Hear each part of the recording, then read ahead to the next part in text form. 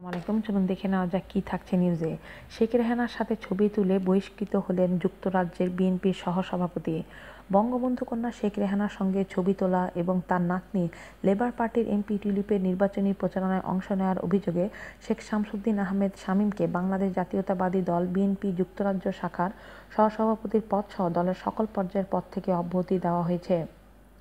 যুক্তরাজ্যে বিএনপির সভাপতি এম এ মালিক ও সাধারণ সম্পাদক কায়সার এম আহমেদ দলীয় এই সিদ্ধান্ত অনুমোদন করেছেন। গতকাল শুক্রবার যুক্তরাজ্যে বিএনপি সহ দপ্তর সম্পাদক সেলিম আহমেদ স্বাক্ষরিত গণমাধ্যমে পাঠানো এক প্রেস বিজ্ঞপ্তিতে এই তথ্য জানানো হয়।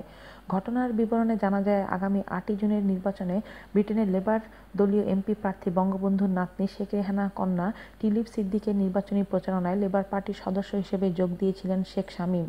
নির্বাচনী প্রচারণাকালীন সময়ে শেখ রেহানার সাথে একটি ছবির দায় নিয়ে তাকে দল থেকে অব্যাহতি দিয়েছে যুক্তরাজ্য বিএনপি। প্রেস বিজ্ঞপ্তির মাধ্যমে জানানো হয়েছে, দলীয় শৃঙ্খলা ভঙ্গ, দলের ইমেজ ক্ষুণ্ণ এবং দলের স্বার্থ বিরোধী কাজে লিপ্ত থাকার অভিযোগে দলীয় সিদ্ধান্ত মোতাবেক জনাব শেখ শামসুদ্দিন আহমেদ শামীমকে বাংলাদেশ জাতীয়তাবাদী দল বিএনপি যুক্তরাজ্য শাখার সহসভাপতির পদসহ দলের সকল পর্যায়ের পদ থেকে অব্যাহতি দেওয়া হয়েছে এবং দলের প্রাথমিক সদস্য পদ বাতিলের জন্য কেন্দ্রীয় কমিটির কাছে সুপারিশ প্রেরণ করা হয়েছে। অন্যদিকে শেখ শামসুদ্দিন আহমেদ শামীম শুক্রবার বিকেলে পূর্ব লন্ডনে এক সংবাদ সম্মেলনে শেখ শামীম বলেন, আমি যুক্তরাজ্যে লেবার পার্টির রাজনীতির সাথে জড়িত। শেখ রেহানা কিংবা টিউলিপ আওয়ামী লীগের রাজনীতির সাথে জড়িত নন।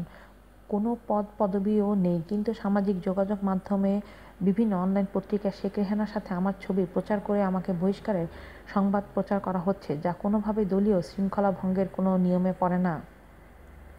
শেখ শামীম বলেন, আমার বিরুদ্ধে যদি দলীয় শৃঙ্খলা ভঙ্গের কোনো অভিযোগ কেউ প্রমাণ করতে পারেন, তাহলে আমি নিজেই দল থেকে সরে দাঁড়াবো। মন গড়া বক্তব্য দিয়ে দলের ক্ষতি করছেন বলে মনে করেন তিনি।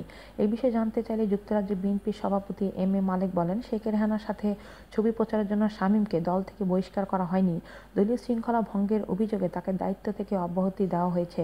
বিষয়গুলি দলীয়ভাবে তদন্ত হচ্ছে, পরবর্তীতে আমরা সংবাদ মাধ্যমকেও জানাবো।